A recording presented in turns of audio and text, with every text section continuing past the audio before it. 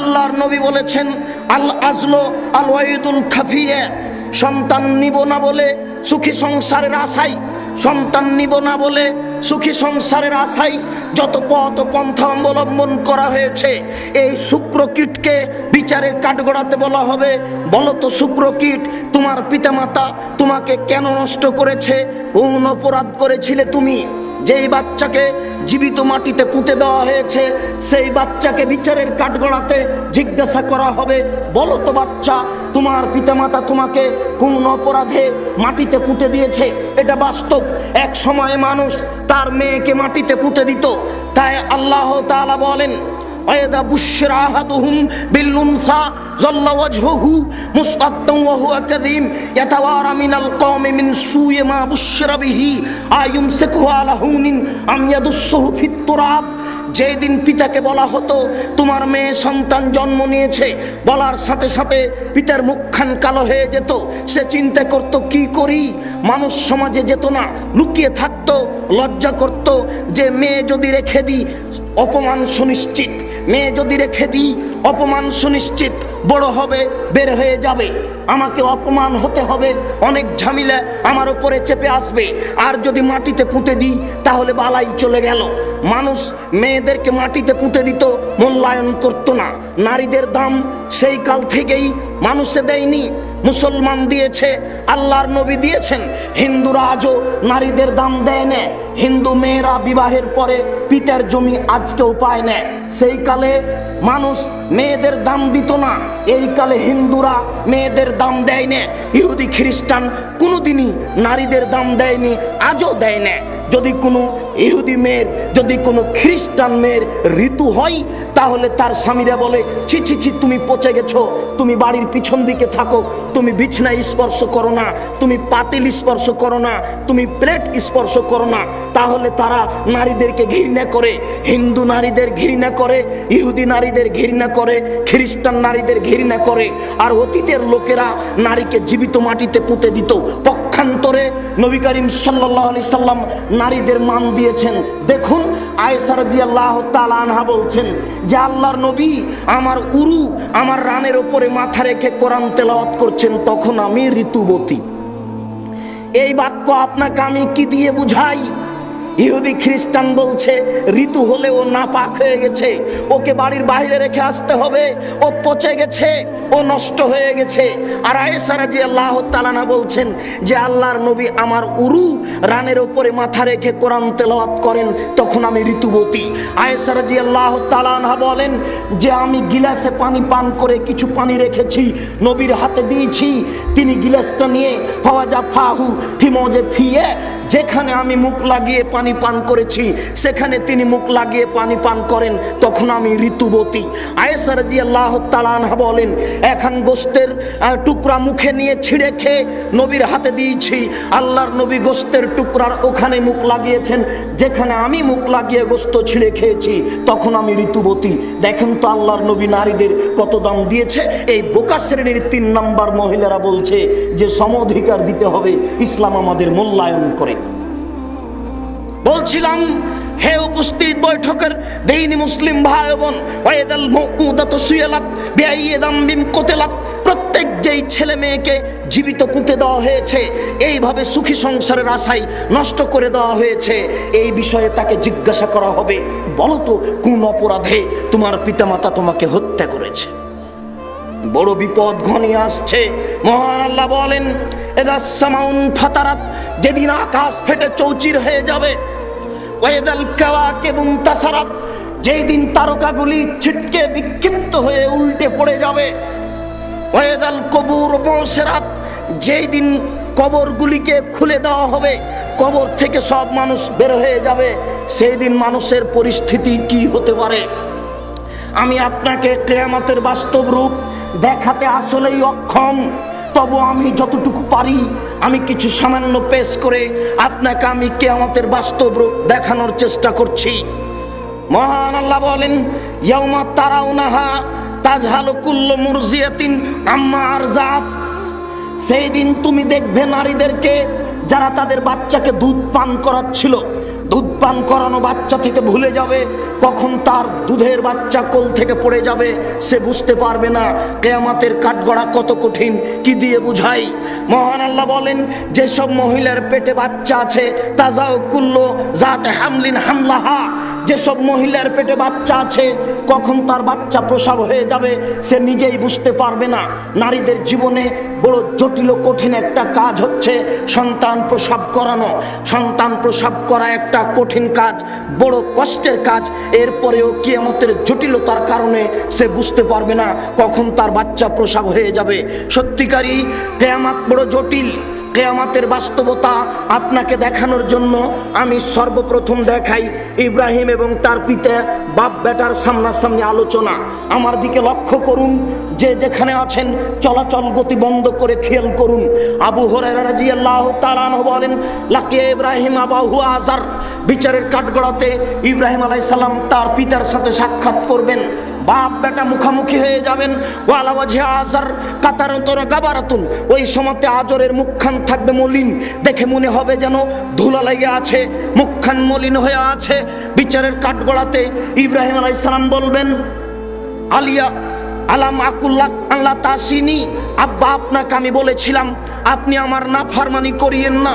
আব্বা আপনাকে আমি বলেছিলাম আপনি আমার নাফরমানি করিয়েন না। আব্বা আপনাকে বলেছিলাম আপনি আমার নাফরমানি করিয়েন না। আপনি আমাকে মানেননি। 5 বার ইব্রাহিম আলাইহিস সালাম বলেছিলেন, আব্বা আপনি আমাকে মানেন, আব্বা আপনি আমার কথা মানেন। 5 বার বলার পরে আজর বলেছিল, এই শোন, লাইলাম তানতাহে লানার জুমান্নাকা, তুই যদি এইভাবে আমাকে বলা থেকে বিরত না থাকিস তাহলে তোকে পাথর দিয়ে পিটাবো। যখন পিতাই এই কথা বলল তখন ইব্রাহিম আলাইহিস সালাম বললেন, ঠিক আছে আপনিও থাকেন, আপনার মূর্তি পূজাও থাকলো, আমি চললাম, তবে আমি আপনার জন্য বিচারের কাঠগড়াতে ক্ষমা চাইব। আজ বাপ বেটা সামনাসামনি, ছেলে বলছেন, আব্বা আপনাকে বলেছিলাম আপনি আমার কথা মানুন, আমাকে উপেক্ষা করিয়েন না। বিচারের কাঠগড়াতে আজর বলবে, আলিয়াউমালা আসিকা, বেটা আজকে তোমার নাফরমানি করব না, আজকে তুমি যা বলবে তাই মেনে নিব। তখন ইব্রাহিম আলাইহিস সালাম বলবেন, আল্লাহুম্মা ইন্নাকা ওয়া'তানি আল্লা তুখজিনি ইয়াউমাল কিয়ামা আইয়ুখিজিনা যা মিন আবিলাবাদে, প্রতিপালক তুমি আমার সাথে ওয়াদা করেছো ইব্রাহিম তোমাকে আমি বিচারের কাঠগড়াতে অপমান করব না। আমার পিতা জাহান্নামে যাবে, আমি জান্নাতে যাব, এর চেয়ে বড় অপমান কি হতে পারে? ইব্রাহিম আলাইহিস সালাম বিচারের কাঠগড়াতে বলবেন, আল্লাহ তুমি আমার সাথে ওয়াদা করেছো ইব্রাহিম তোমাকে আমি বিচারের কাঠগড়াতে অপমান করব না। আজকে আমার পিতা জাহান্নামে যাবে, আমি জান্নাতে যাব, এর চেয়ে বড় অপমান কি হতে পারে? ইব্রাহিম আলাইহিস সালাম বিচারের কাঠগড়াতে বলবেন, আল্লাহ তুমি আমার সাথে ওয়াদা করেছো ইব্রাহিম তোমাকে আমি বিচারের কাঠগড়াতে অপমান করব না। আজকে আমার পিতা জাহান্নামে যাবে আর আমি জান্নাতে যাব, এর চেয়ে অপমান কি হতে পারে? ওই সময়তে আল্লাহ বলবেন, ইব্রাহিম ইন্নী হারামতুল জান্নাতা আলাল কাফিরিনা, যারা আমার নবীকে মানেনি আমি তাদের জান্নাত দেব না। ইব্রাহিম তোমার পিতা আমার নবী ইব্রাহিমকে মানেনি, অতএব তোমার পিতাকে আমি জান্নাতে দিব না।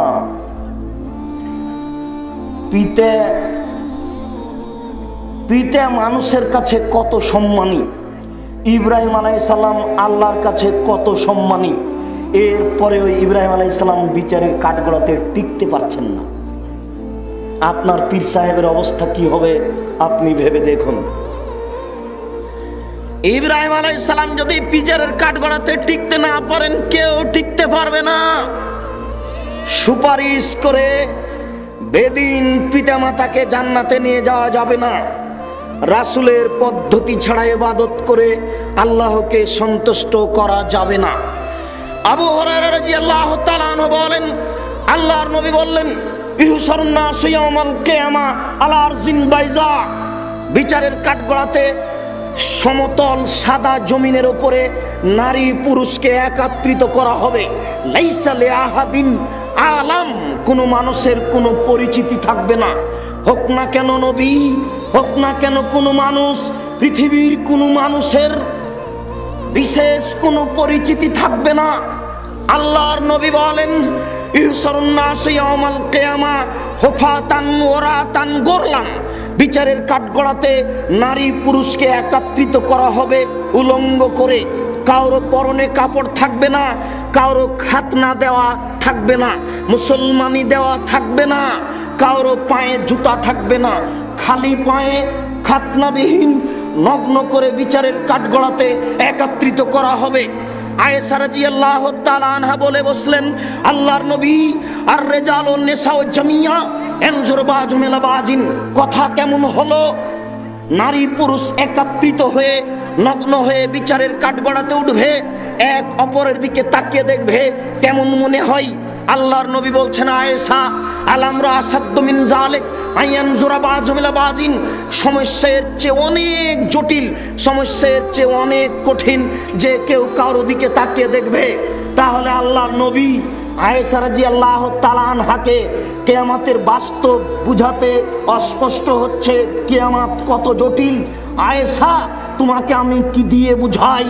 বিচারের কাঠগড়াতে এত জটিলতা মানুষের উপরে নেমে আসবে যে মানুষ কে কাপড় পরে আছে আর কে কাপড় পরে নেই এটা বোঝা যাবে না, বা কেউ বুঝার চেষ্টা করবে না।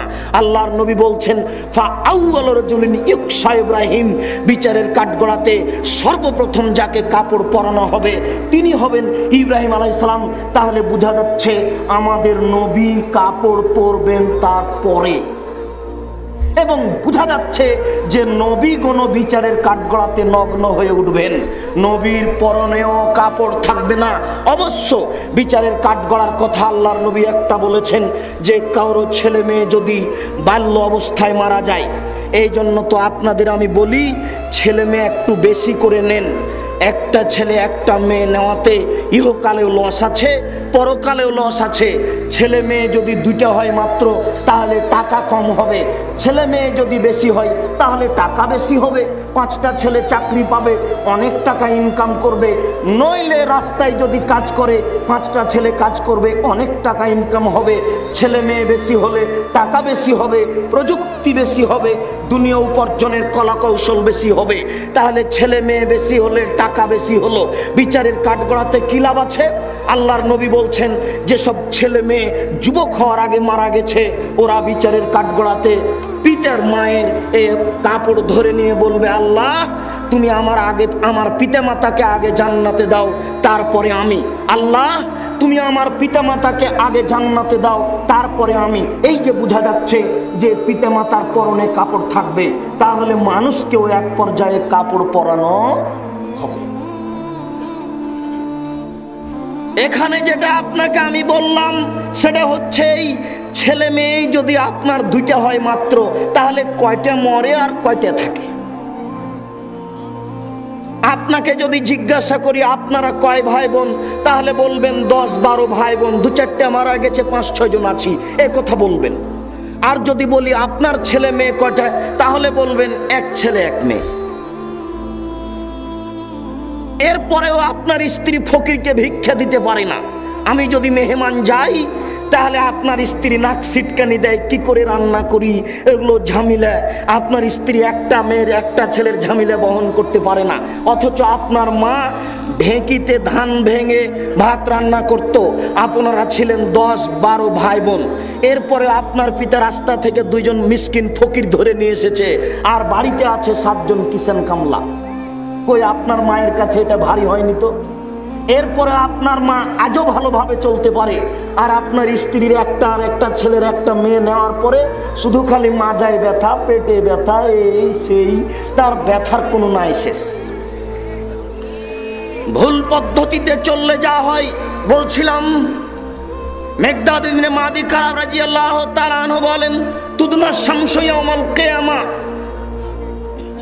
আলা কাদরে মাইলিন, বিচারের কাঠগড়াতে সূর্যকে মানুষের মাথার উপরে করা হবে।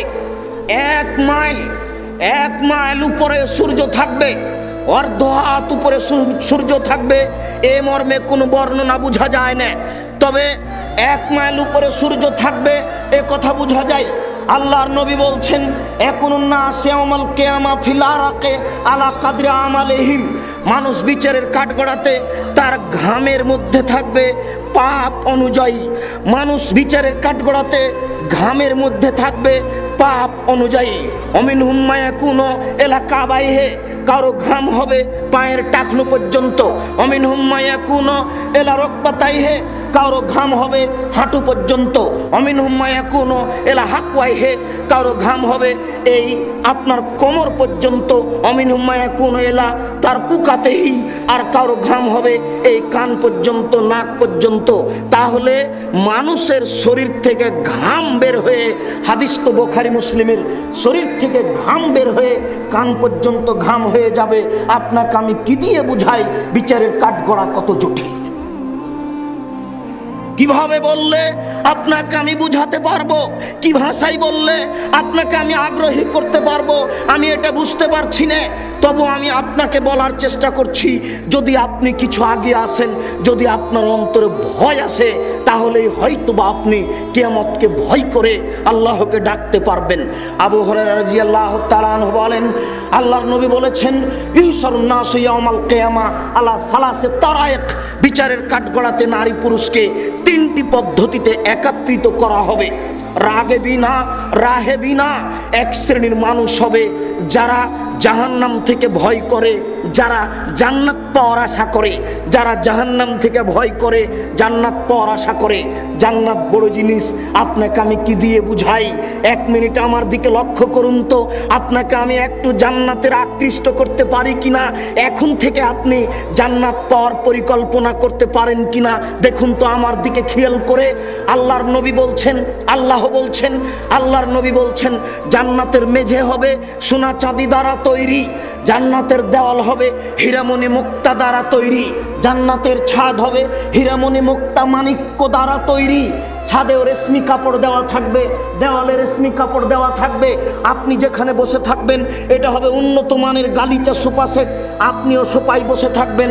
আপনার সামনে 72 থেকে 73 জন স্ত্রী বসে থাকবে। আল্লাহ তাআলা তাদের সুন্দরতার ব্যাপারে বলেন, তারা এত সুন্দরী, তারা এত সুন্দরী, তারা এত সুন্দরী, তাদের দেখে মনে হবে ঝিনুকের মধ্যে লুকানো মুক্তা।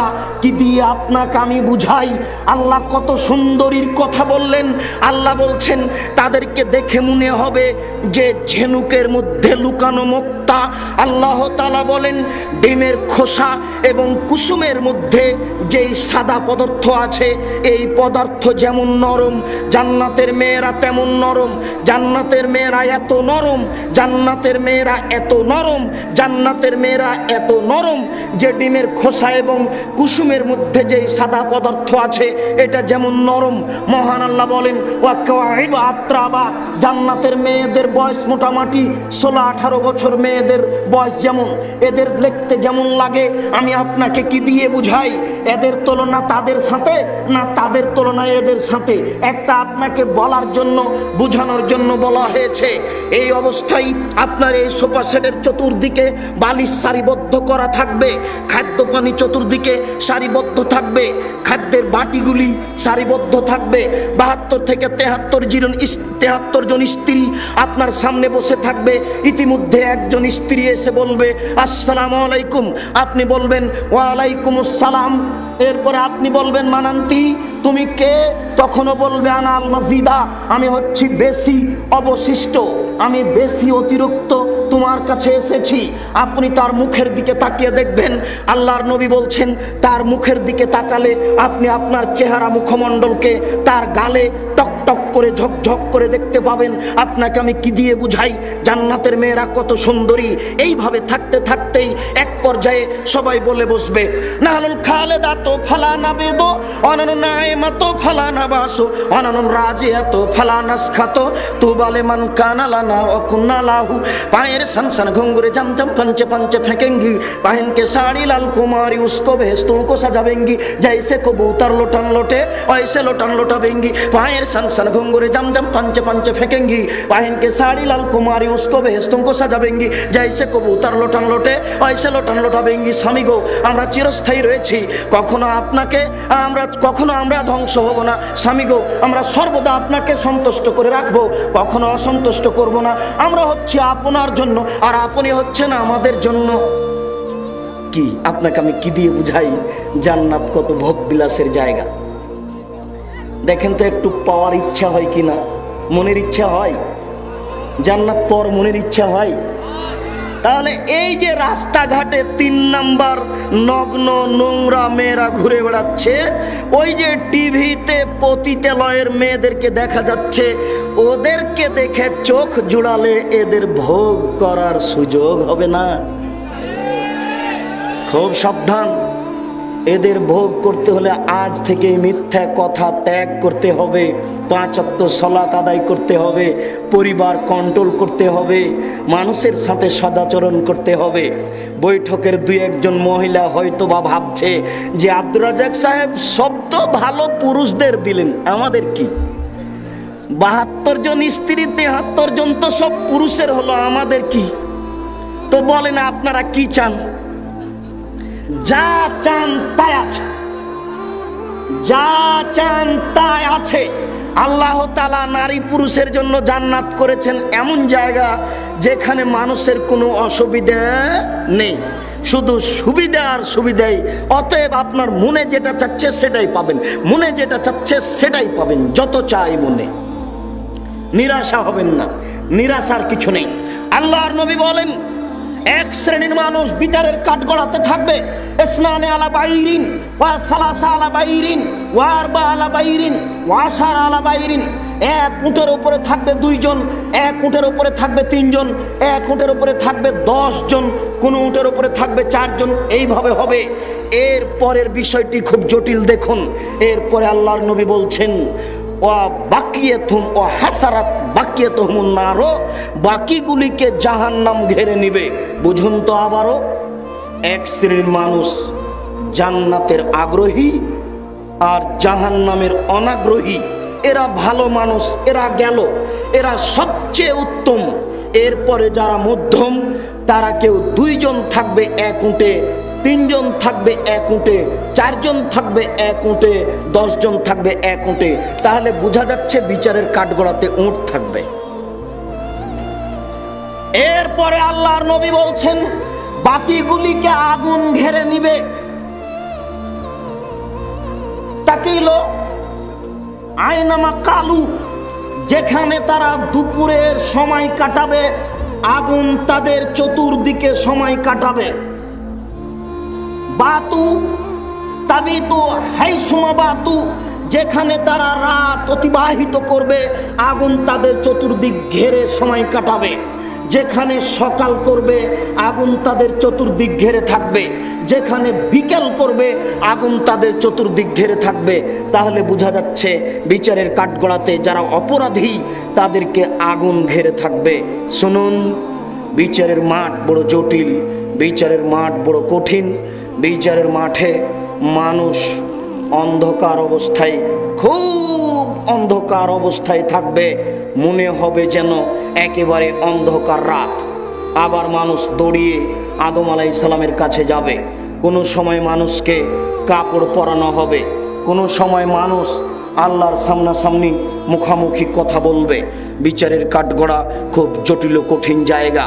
আমি পরবর্তী বক্তাদের সুযোগ দেওয়ার উদ্দেশ্যে বক্তব্য সংক্ষিপ্ত করে নিয়ে এসে আমি আমার বক্তব্যের পুনরাবৃত্তিতে আপনাদের বলছি, হে উপস্থিত বৈঠকের দিনী মুসলিম ভাই বোন, শুনুন,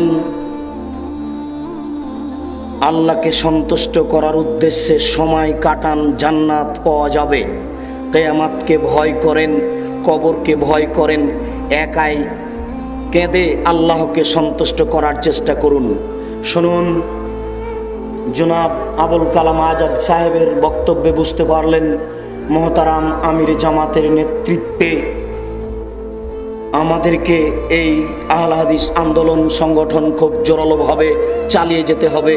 আমরা আর পিছপা হতে রাজি নই। অতএব সাহসিকতার সাথে যে কোনো অন্যায়কে উপেক্ষা করে আমরা ন্যায়ের সংগ্রাম চালিয়ে যাব ইনশাআল্লাহ। আল্লাহ তুমি আমাদের তৌফিক দান করো, আমরা যেন আহলে হাদিস আন্দোলনের ছায়াতলে থেকে জীবিকা নির্বাহ করতে পারি এবং এই জীবনটা কাটিয়ে পরকালে গিয়ে জান্নাত লাভ করতে পারি, এই তৌফিক দান করো। দেশবাসী, এলাকাবাসী, উপস্থিত নারী পুরুষ, আমার ওই পূর্বের কথাটি আবারও স্মরণ করুন। আমাদের সাথে যোগাযোগ রাখার একটি বড় মাধ্যম হচ্ছে আত-তাহরিক পত্রিকা। আপনি পত্রিকা সংগ্রহ করুন, আপনার বন্ধুকে আত্মাহারিক পত্রিকা সংগ্রহ করতে বলুন। আপনারা মোহতারাম আমিরে জামাতের সলাতুর রাসুল সংগ্রহ করে পড়ুন। আর আমার এই খাকসারের এই সাধারণ না জানা মানুষের যে লেখা বইগুলি আছে সেইগুলি মূল্যায়ন করুন। আপনাকে বলে গেছি যে আব্দুল্লাহ বিন ফজল সাহেব 8 ঘন্টা বক্তব্য দিতেন, বেঁচে নেই, চলে গেছেন। টুটা ফাটা যা লিখেছিলেন সেটাই আজও আছে। আমরাও ভাঙাচোরা বিদ্যেই যা লিখে যাচ্ছি তা হয়তো বা আপনাদের কাছে থাকবে। আপনাকে সবচেয়ে বেশি মূল্যায়ন করার জন্য বলছি আদর্শ পরিবার। আপনি আপনার স্ত্রীকে আদর্শ পরিবার বইটি একবার নয় 10 বার পড়ানোর চেষ্টা করুন। আর নিজেকে সংশোধন করার জন্য কে বড় ক্ষতিগ্রস্ত, কে বড় লাভবান, আর দোয়া মুখস্থ করার জন্য আর আইনে রাসূল দোয়া অধ্যায় বইটি সংগ্রহ করুন। সকল দিনই ভাই ও বোনকে আমাদের সাথে থাকার অনুরোধ রেখে, পরামর্শ দেওয়ার অনুরোধ রেখে, আত্মাহারিক পত্রিকা পড়ার অনুরোধ রেখে, আমাদের অন্যান্য বইগুলি সংগ্রহ করে পড়ার অনুরোধ রেখে আমার সংক্ষিপ্ত আলোচনা এখানে শেষ করছি। প্রতিপালক, তুমি বড় দয়াবান, তুমি বড় রহমান, তুমি বড় ক্ষমাবান। আমাদের যারা মারা গেছে তুমি তাদের কবরের শাস্তি মাফ করো। আমরা সম্মানিত উপস্থিতি, প্রশংসা আল্লাহর জন্য, শান্তি অবতীর্ণ হোক আল্লাহর রাসূলের উপর সাল্লাল্লাহু আলাইহি ওয়াসাল্লাম।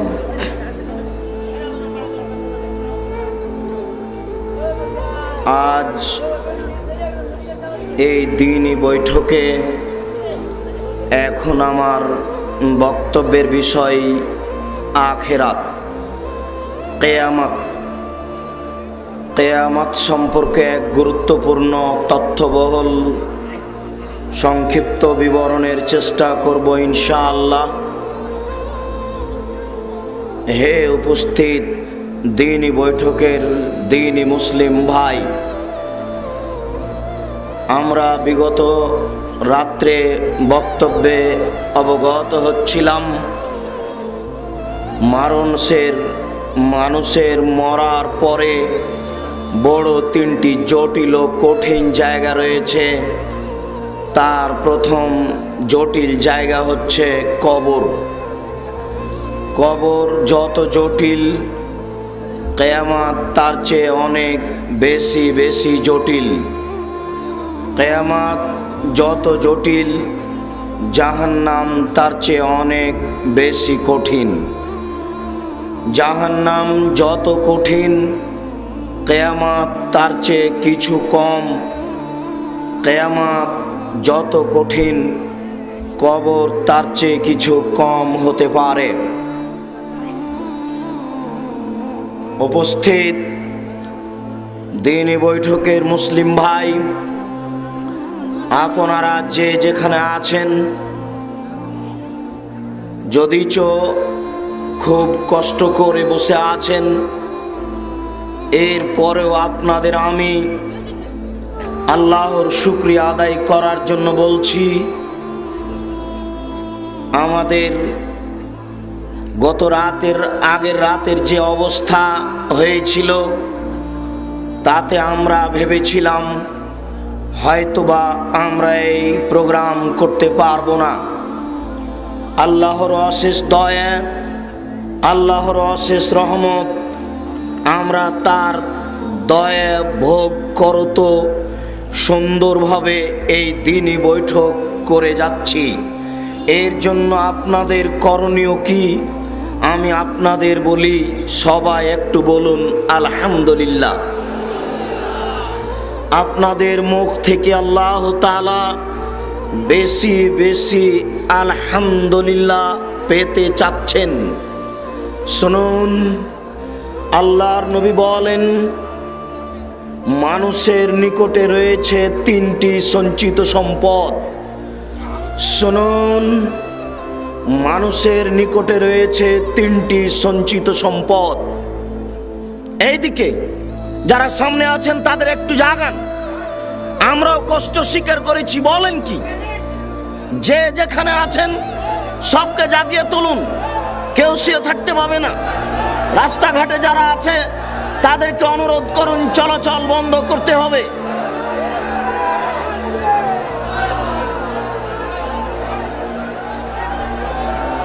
পরিশ্রমী কিছু। সংক্ষিপ্ত সময়ের জন্য এসেছি, কিছু দিনই আলোচনা শোনা ও বলা, এটাই আমাদের কাজ। কেন অলসতা আসবে এখানে? আমরা যদি এইভাবে কষ্ট স্বীকার করে সময় দিতে পারি, তাহলে আপনি এখানে এসে বসে থাকতে এত কষ্ট বোধ করেন কেন? আমরা আপনাদের জন্য মনে করি যে কষ্ট করে জেগে বসে থাকলে আপনাদের উপকার বেশি হবে। একটু পরেই বাড়িতে চলে গিয়ে বেশি বেশি আরাম করার চেষ্টা করুন। আজকে এখানে অত আরাম করার চেষ্টা করিয়েন না। যারা আপনাদের পূর্বসূরি, যাদের কথা আপনারা বক্তব্যে পেশ করেন, তারা এত সুবিধা ভোগ করে কেউ গেছে, এটা ইতিহাস বলে না। ইমাম আবু হানিফা রাহিমাহুল্লাহ জীবনে এত শান্তি সুখ ভোগ করে গেছেন, এটা ইতিহাস বলে না। ইমাম আহমদ ইবনে তাইমিয়া এরকম সুখ শান্তি ভোগ করে গেছেন, এটা ইতিহাস বলে না। কালকে এসে এটুকু শ্রম দিয়ে আজকে আপনাকে ঘন্টার ঘন্টা এখানে শুয়ে থাকতে হবে, রাস্তায় হেঁটে বেড়াতে হবে, এত বেশি খেতে হবে, এটা পছন্দ নয়। যদি আপনাদের এই সফরকে আপনারা একটা আনন্দ ফুর্তির সফর মনে করেন, খাওয়া ও খেলতামাশার সফর মনে করেন, তাহলে এতে নেকির স্থানে উল্টা পাপ হবে।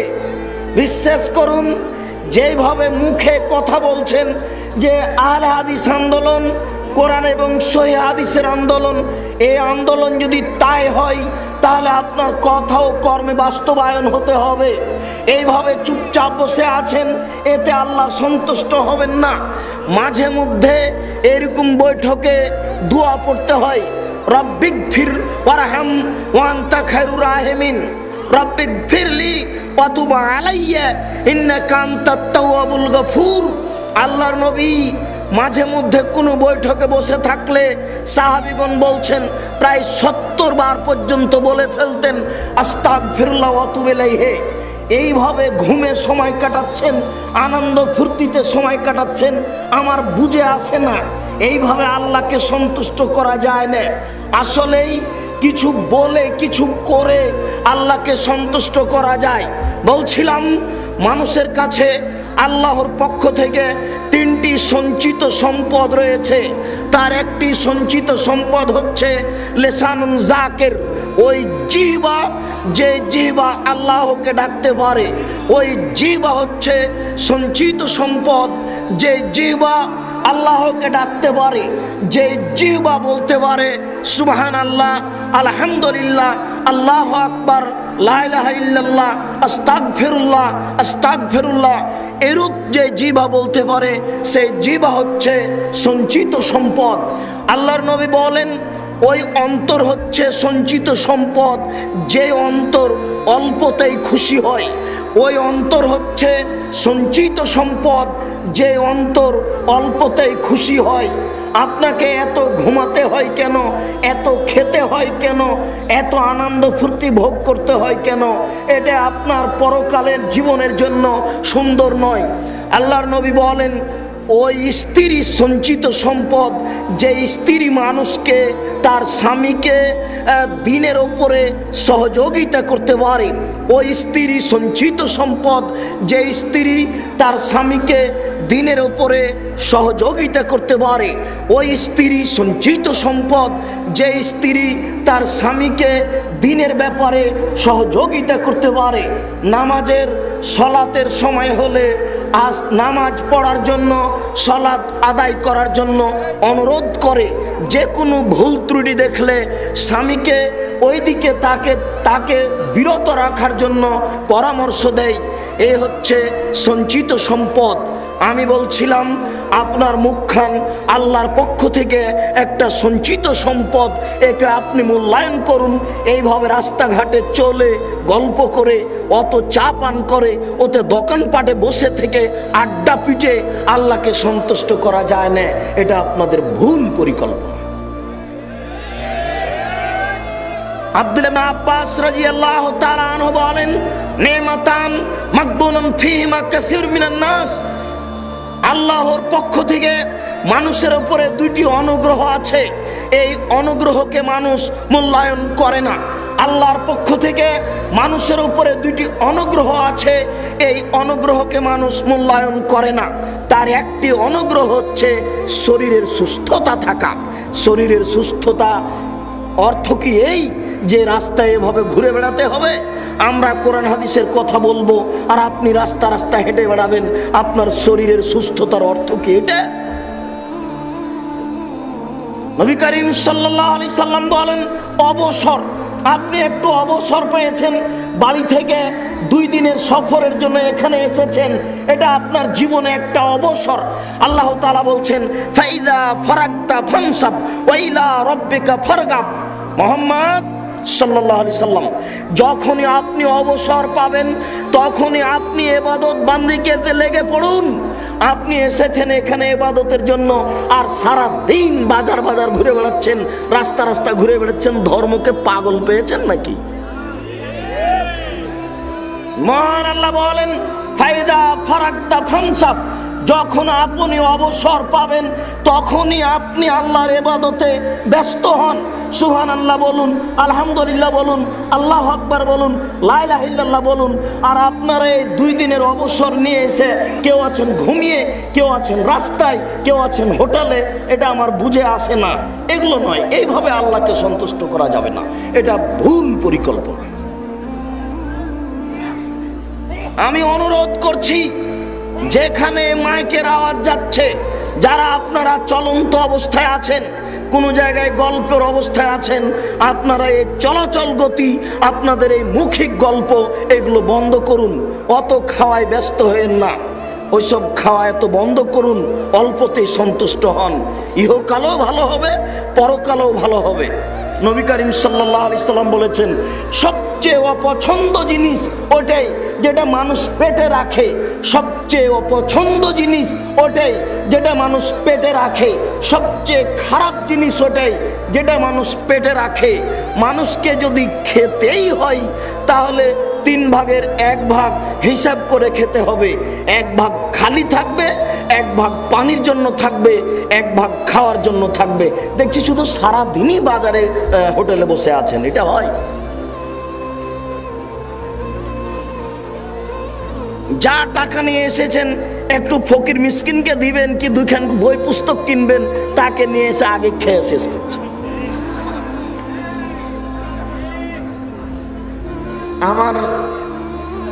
আমি এইভাবে পছন্দ করি না।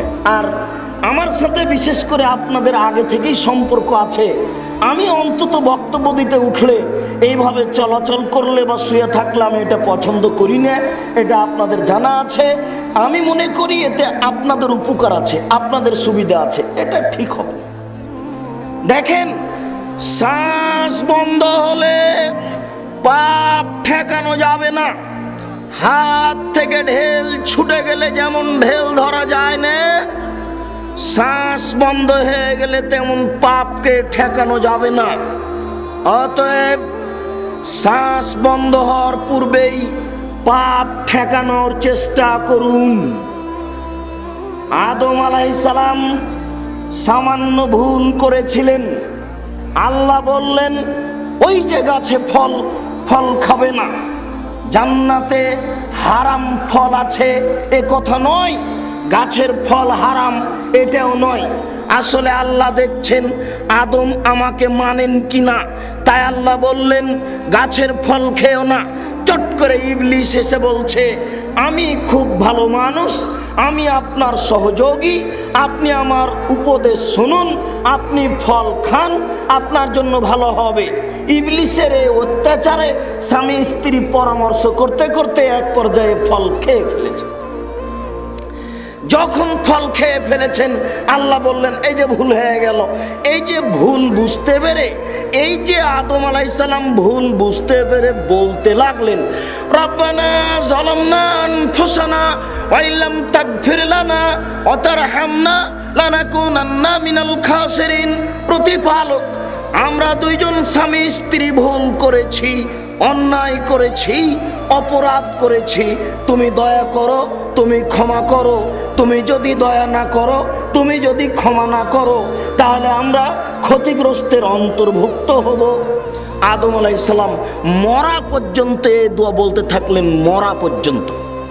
একজন নবী এইভাবে মরা পর্যন্ত এই দোয়া বলার পরেও কিয়ামতের কাঠগড়াতে নিশ্চিত নন যে আমার ক্ষমা হলো কিনা। আমি আপনাকে দেখে অবাক হয়ে যাচ্ছি যে আপনি এই দিনই বৈঠকে এসে এত আড্ডা পিটার সুযোগ হয় কি করে? আশ্চর্য, এ কি কথা? এত ভোগ বিলাসী কেন? শুনুন, বিচারের কাঠগড়াতে সব মোমেন যখন আটকা পড়বে, পাপী তো আছেই, সব মোমেন যখন আটকা পড়বে সবাই পরামর্শ করবে, আমরা সবাই করব, পরামর্শ করে বলবো কি করা যায়। চলো যায় আদম আলাইহিস সালামের কাছে। সবাই গিয়ে বলবেন যে আপনি আদম, আল্লাহ আপনাকে নিজ হাতে সৃষ্টি করেছেন, আল্লাহ আপনাকে জান্নাতে রেখেছেন, আল্লাহ আপনাকে ফেরেশতা দিয়ে সিজদা করিয়েছেন। আপনি কি আমাদের একটা আজকে কথা শুনবেন? একটু কি আমাদের উপকার করবেন? যদি একটু আল্লাহকে বলতেন তাহলে আমাদের একটু সুবিধা হতো, আল্লাহ আমাদের এখানে একটু শান্তি দিতেন। তখন আদম আলাইহিস সালাম বলবেন ইন্নী লাস্তু হুনাকুম, না আমি এটা করতে পারছি না, আমার প্রতিপালক আজকে আমার উপরে রাগ করেছেন। এত রাগ পূর্বেও কোনোদিন করেননি, পরেও কোনোদিন করবেন না। আমি বুঝতে পারছি না যে আমি ওই ফল খাওয়ার কারণে মরা পর্যন্ত ক্ষমা চেয়েছি, ক্ষমা হয়েছে কিনা। আজকে যদি ওটা ধরে বলে বসেন তাহলে আমার যে কি হবে তা আমি নিজেই বুঝি না। কাজে আমি তোমাদের জন্য কোনো কাজ করতে পারবো না। দেখেন সবার পিতা কত সম্মানী মানুষ, এরপরেও নিশ্চিত নন। আমার বুঝে আসে না আপনি এত আনন্দ ফুর্তি করার সুযোগ পেলেন কি করে? আহলে হাদিস আন্দোলনের সদস্য অথবা সমর্থক অথবা ভালোবাসেন বলে এখানে এসেছেন, আপনার এটা হয় কি করে? শুনুন, মহান আল্লাহ বলেন ওয়ানাহশুরুহুম ইয়াউমাল কিয়ামাহ আলা ওয়াজুহিহিম, বিচারের কাঠগড়াতে আমি অপরাধীদের উল্টা করে একত্রিত করব। পা থাকবে উপরের দিকে, মাথা থাকবে নিচের দিকে।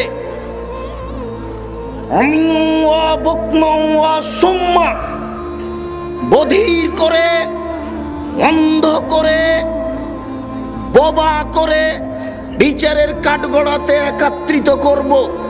বিষয়টি ভাবুন, আল্লাহ মানুষের প্রতি কিয়ামতের মাঠে কত অসন্তুষ্ট থাকবেন। আল্লাহ বলছেন আমি তাদেরকে উল্টা করে বিচারের কাঠগড়াতে একত্রিত করব, বধির করে, বোবা করে, অন্ধ করে। চোখে দেখবে না, কানে শুনবে না। এরপরে আল্লাহ তাআলা বলছেন মাওয়াহু জাহান্নাম, তাদের থাকার জায়গা করব জাহান্নাম। কুল্লামা খাবাত জিদনাহুম সাইরা, তাদের উপরে জাহান্নামের আগুন যদি নিস্তেজ হয়ে যায় তাহলে যতবার নিস্তেজ হবে ততবার আমি জাহান্নামের আগুনকে সতেজ করে তুলব। বোঝা যাচ্ছে জাহান্নামের আগুন সময়ে সময়ে নিচে চলে যাবে, কমে যাবে। যদিচ আল্লাহ তাআলা বলেছেন জাহান্নামের খড়ি হবে মানুষ ও পাথর। জাহান্নামে কয়লা থাকবে না, কাঠ থাকবে না, মানুষই হবে জাহান্নামের খড়ি, মানুষই হবে জাহান্নামের কাঠ। কয়লা অন্য কিছু নয়, পাথরও হবে। আমরা অবশ্য বলতে পারি যে মানুষ না হয় অপরাধী জাহান্নামে যাবে, কিন্তু পাথর কি অপরাধ করলো যে জাহান্নামে যাবে? পাথর অপরাধের কারণ হচ্ছে সেই কাল থেকে নিয়ে কিয়ামত পর্যন্ত যত মাটি ও পাথর দিয়ে ছবি মূর্তি তৈরি করা হয়েছে হবে, সমস্ত ছবি মূর্তিকে জাহান্নামে দিয়ে যারা মূর্তি তৈরি করেছে তাদেরকে আল্লাহ অপমান করে বলবেন এই দেখ তোকেও জাহান্নামে দিলাম, তুই যাকে সম্মান করছিলি তাকেও দিলাম ঠেকা দেখে।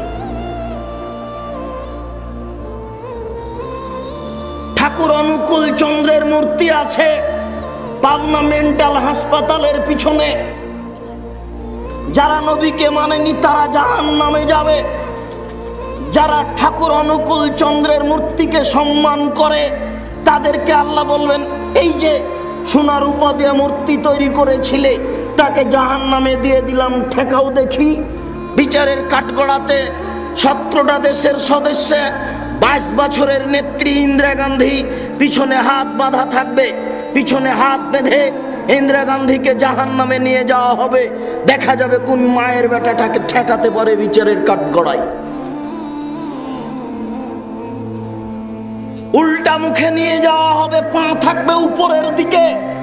আনাস রাদিয়াল্লাহু তাআলা আনহু বলেন, আল্লাহর নবী কাইফা ইয়ামসি আলা ওয়াজুহিহিম, মানুষ মুখের মাধ্যমে কিভাবে চলবে। আল্লাহর নবী বললেন, শোনো, আল্লাযী কাদিরুন আইমশি আলা আরজালিহিম ওয়া কাদিরুন আইমশি আলা ওয়াজুহিহিম, যে আল্লাহ আজকে মানুষকে পায়ের মাধ্যমে চালাতে সক্ষম, বিচারের কাঠগড়াতে সেই আল্লাহ তাকে মুখের মাধ্যমে চালাতে সক্ষম। যে আল্লাহ আজকে পৃথিবীতে মানুষকে পা দিয়ে চলাচল করার সুযোগ দিয়েছেন, যে আল্লাহ আজকে পা দিয়ে চলাচল করার ক্ষমতা দিয়েছেন, সে আল্লাহ বিচারের কাঠগড়াতে মানুষকে মুখের মাধ্যমে চলার ক্ষমতা দিবেন। আল্লাহর নবী একথাও বলছেন, বিচারের কাঠগড়াতে মুখের মাধ্যমে চলার সময়তে যদি কোনো জায়গা উঁচু নিচু হয়, কাঁটাখড়ি আছে, এটা যদি হয় তাহলে মুখ দিয়ে সেখান থেকে বাঁচার চেষ্টা করে লাফ দিয়ে পার হয়ে বা যে কোনো ভিত্তিতে বেঁচে বেঁচে চলার চেষ্টা করবে, মুখ দিয়ে চলবে।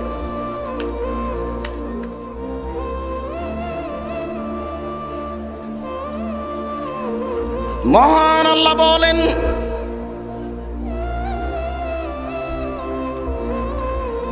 আল কারিয়া, মহা দুর্ঘটনা। মাল কারিয়া, মহা দুর্ঘটনা কি? আমাদরা কামাল কারিয়া, হে মুহাম্মদ সাল্লাল্লাহু আলাইহি সাল্লাম, আপনি কি বলতে পারেন মহা দুর্ঘটনা কি? ইয়াউমা ইয়াকুনুন নাসু কাল ফারাশিল মাবথুস, মহা দুর্ঘটনা বলতে এমন একদিন যেদিন মানুষ হয়ে যাবে কীট পতঙ্গের নেই। কীট পতঙ্গ যেমন আগুনের উপরে এসে লাফ দিয়ে পড়ে বিবেকহীন অবস্থায়, মানুষের অবস্থা হবে তাই। অতাকুনুল জিবালু কালেহনিল মানফুস, সেই দিন পাহাড়গুলি হবে ধ্বনিত তুলার নেই। তুলা ধোনা ব্যক্তি যখন তুলার উপরে মারে, ছিটকে তুলাগুলি দূরে চলে যায়। পৃথিবীর 1,00,000 কোটি মন ওজনের পাহাড়গুলি হবে এইরূপ ধ্বনিত তুলার নেই, ছিটকে আকাশে চলে যাবে। ফাম্মা মান খাফফাত ফাম্মা মান সাকুলাত মাওয়াজিনুহু, বিচারের কাঠগড়াতে যার নেকির পাল্লা ভারী হয়ে যাবে, ফাহুয়া ফি ঈশাতির রাজিয়া, তার জীবিকা নির্বাহ হবে অতীব সুখ স্বাচ্ছন্দ্যময়। ওয়াম্মা মান খাফফাত মাওয়াজিনুহু, যার নেকির পাল্লা হালকা হয়ে যাবে, পাপের পাল্লা ভারী হয়ে যাবে, ফাউম্মুহু হাবিয়া, তার থাকার জায়গা হবে অতীব গভীর গহ্বর হাবিয়া। ওমা আদরাকা মা হিয়া, হে মুহাম্মদ সাল্লাল্লাহু আলাইহি সাল্লাম, আপনি কি জানেন অতীব গভীর গহ্বর হাবিয়া কি? নারুন হামিয়া, তা হচ্ছে জ্বলন্ত উত্তপ্ত আগুন।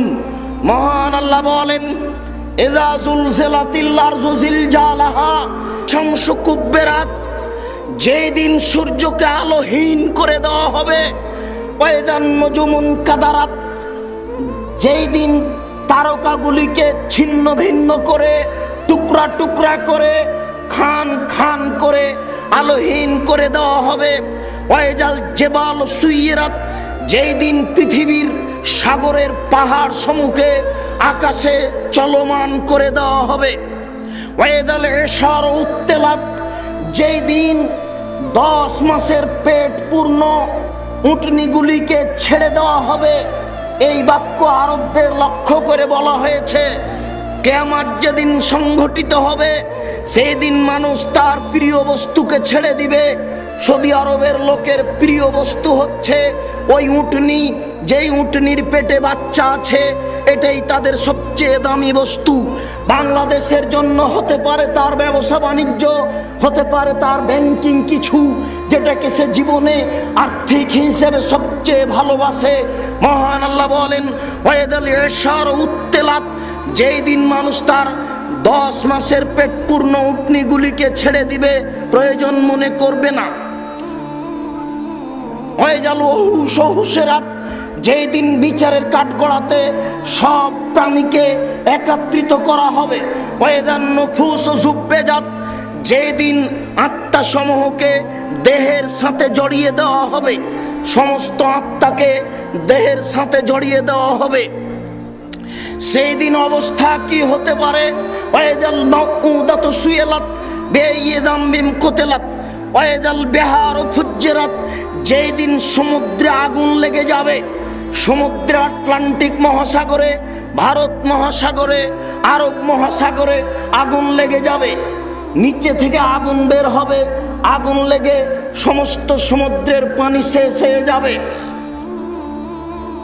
আশ্চর্য! এসব কোরআনের আয়াতের বাস্তব ব্যাখ্যা আপনাকে দেওয়া খুব কঠিন আছে।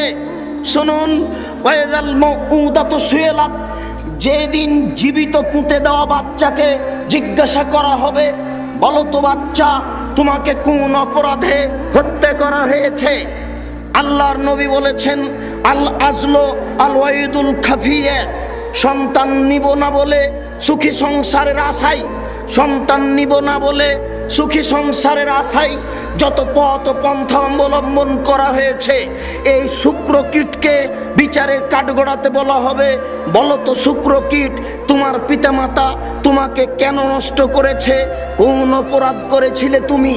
যেই বাচ্চাকে জীবিত মাটিতে পুঁতে দেওয়া হয়েছে, সেই বাচ্চাকে বিচারের কাঠগড়াতে জিজ্ঞাসা করা হবে, বলো তো বাচ্চা, তোমার পিতামাতা তোমাকে কোন অপরাধে মাটিতে পুঁতে দিয়েছে? এটা বাস্তব। এক সময় মানুষ তার মেয়েকে মাটিতে পুঁতে দিত। তাই আল্লাহ তাআলা বলেন ওয়াইদা বুশিরা আহাদুহুম বিল উনসা যাল্লা ওয়াজহুহু মুসআদ্দান ওয়া হুয়া কাযীম ইয়াতাওয়ারা মিনাল কওমি মিন সুই মা বুশিরা বিহি আয়ুমসিকুহু আলা হুনিন আম ইয়াদুসসুহু ফিত তুরাব, যেদিন পিতাকে বলা হতো তোমার মেয়ে সন্তান জন্ম নিয়েছে, বলার সাথে সাথে পিতার মুখখান কালো হয়ে যেত। সে চিন্তা করত কি করি, মানুষ সমাজে যেত না, লুকিয়ে থাকতো, লজ্জা করত যে মেয়ে যদি রেখে দিই অপমান সুনিশ্চিত, মেয়ে যদি রেখে দিই অপমান সুনিশ্চিত, বড় হবে বের হয়ে যাবে, আমাকে অপমান হতে হবে, অনেক ঝামেলা আমার উপরে চেপে আসবে। আর যদি মাটিতে পুঁতে দিই তাহলে বালাই চলে গেল। মানুষ মেয়েদেরকে মাটিতে পুঁতে দিত, মূল্যায়ন করত না। নারীদের দাম সেই কাল থেকেই মানুষে দেয়নি, মুসলমান দিয়েছে, আল্লাহর নবী দিয়েছেন। হিন্দুরা আজও নারীদের দাম দেয় না। হিন্দু মেয়েরা বিবাহের পরে পিতার জমি আজকেও পায় না। সেই কালে মানুষ মেয়েদের দাম দিত না, এই কালে হিন্দুরা মেয়েদের দাম দেয় না। ইহুদি খ্রিস্টান কোনোদিনই নারীদের দাম দেয়নি।